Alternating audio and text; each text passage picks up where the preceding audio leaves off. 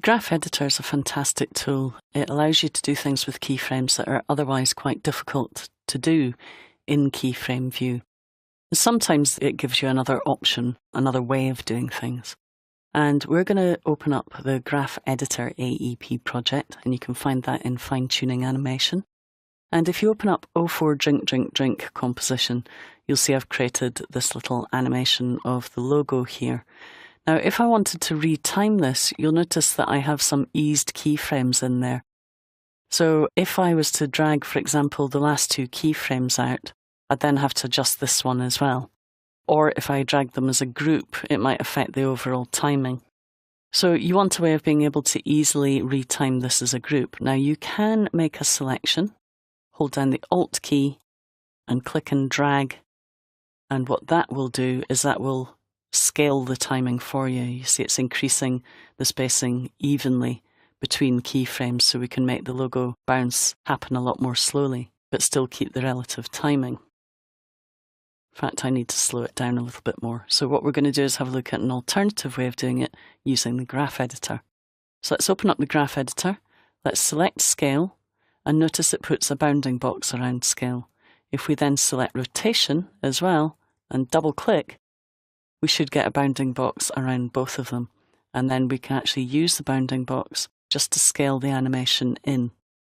So you select both properties, then double click the properties to create the bounding box. And that does the same thing, just allows you to scale up an animation over time. So in the Graph Editor, let's open up another composition. Let's open up this one here. I've got one called 06 Can Animation. And in here I have this little can that was rendered in 3D. And if we preview that, you'll notice that it rotates between 6 and 8 seconds. What I want to do is have it kind of looking as if it's walking into the scene between 0 and 4 or 6 seconds. So what I'm going to do is animate the rotation. Now at the moment it's rotating around its center point. You'll see that the anchor point is in the middle of the layer. Now I can move the anchor point by using the Pan Behind tool. And what the Pan Behind tool allows me to do is drag the anchor point wherever I want it to be. Now you'll notice this is a 3D layer, so it has a 3D axis showing the X, Y, and Z value. We'll have a look more at 3D later. But for now, just click on the center and just drag that down to the bottom. Now you'll notice as we scrub through that now changes the rotation. So this is important. If you adjust the anchor point value using the Pan Behind tool, after you've created some keyframes, it will affect your animation. So we're going to leave that for now and come back to that a bit later. But for now, let's select the Z rotation value and go into the Graph Editor. And you can see here my rotation keyframes. Now what we're going to do is we're going to change the type of graph. At the moment, it's a speed graph. I want it to be a value graph. And it's now going to show me how much it's rotating over time instead of the timing.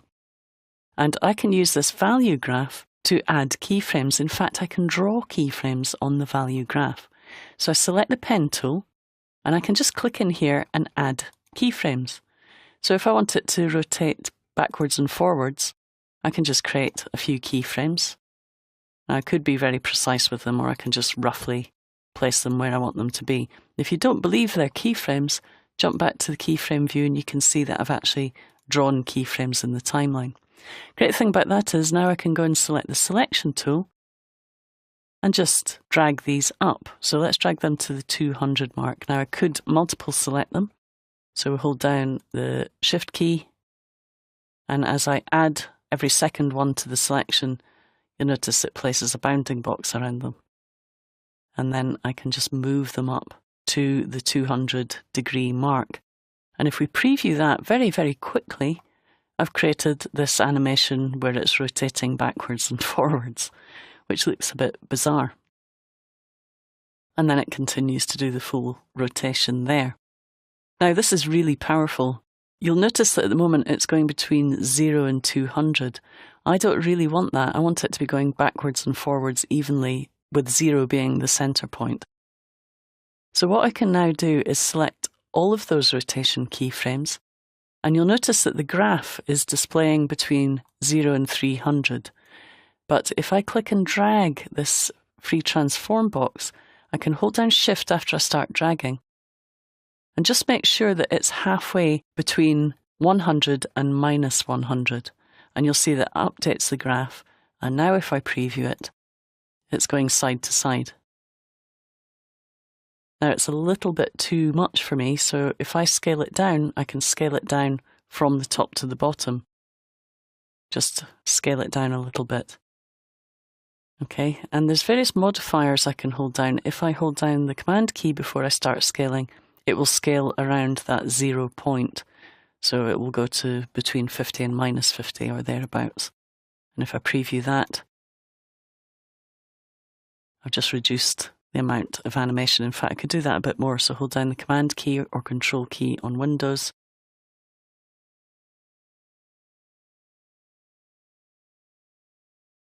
Okay, so it's starting to look more like it's kind of walking. I could afford to drag it down a little bit further. If I want it to hold on each point, what I could do is do an easy ease from here. So I click on easy ease, and that gives me an ease on each of the keyframes.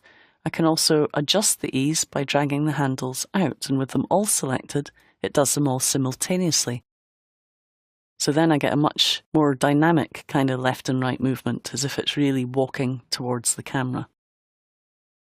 Okay, now I'm going to get rid of this last keyframe, don't really want that, and I'll get rid of the one before it. I can also create loops, so if I select all of the keyframes again, I can copy them, so Command C or Control C on Windows, move to the last keyframe, and just paste them. And that way I can extend the animation a little bit further if I want to. Slight change of timing here, so I would just go in there and hand tweak that so that the shape looks right. So you're kind of adjusting the timing visually by using the graph editor, which I really like. Now the other thing that we want to do is maybe reduce the amount it moves over time. So I'm just going to zoom out a little bit from the timeline as far as I can. And what I want to do is be able to grab the end handles of this. Now you'll notice when I've got too many keyframes, I can't do that. So I'm just going to undo to where I had one group of keyframes.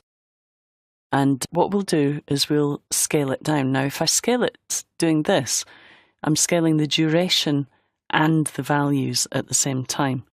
Okay, because if I do that, I'm just going to make the animation shorter. Okay, so it'll move faster now. So now if I copy and paste those keyframes, I have enough time to see the entire animation. So just backtracking a little bit there, just to give myself a little bit more space. So now I have all of those, I can select them. And again, if I start to drag here, but hold down some modifier keys before I drag instead of dragging, I can hold down Command and Alt. And what that allows me to do is scale the amount that it's wobbling over time. So it can start off with a very extreme wobble and gradually get less as it comes towards the camera. And we can start to fade out the wobble that way. Again, that's something that would be really difficult to do using keyframes. You see it just gradually comes to a halt. So the only thing left to do now really is to scale it down. So again, what we're going to do is hold down Command and Alt or Control Alt on Windows, just scale that down towards the end so we're getting a very gradual tail off. And then we're going to add the scale property to this. So with the layer selected, we can hold down Shift S to bring up scale, click to create a keyframe for scale, and you'll notice that you can see the keyframe down here in the timeline. So at the moment it's at 29%. I can drag that over to the 6-second mark if I want to. If I want to see both properties, I can click to select scale, shift click to select rotation as well, and just move that keyframe so it lines up with the end of my rotation keyframes. And then all I need to do is think, okay, where do I want to start the scale value at? Now I could just click to create a keyframe, again using my pen tool, select the selection tool, and then just drag it down. Okay, again, it gives me a really visual way of doing that. So if we take it all the way down to there, preview it, we've now got the can kind of walking towards the screen. Kind of. It's kind of a nice effect, I think. Quite a nice effect. And again, at any time, if I need to adjust that, just double click. Let's pull that. Whoops. Make sure you don't select one of the handles accidentally when you're dragging the free transform box. We could also maybe adjust position. So let's bring up position, Shift P. So we'll set a keyframe for position. Select all the properties. Okay, and this is where we want the position to end. So we should really drag our position keyframe to here. And then at the beginning, we might just adjust the position value manually, for example, just by clicking and dragging it up. Or we can go into our position property and adjust the Y position value just to move it up the screen a little bit. And you'll notice with position, we have an X and Y value, so it separates the X and Y as I drag. So red represents the X value, green represents the Y value, and blue represents the Z value. So there we have it, some tricks that you can do with animation and the graph editor. So have a play around with this and see what you can come up with in terms of ideas for this little animated can.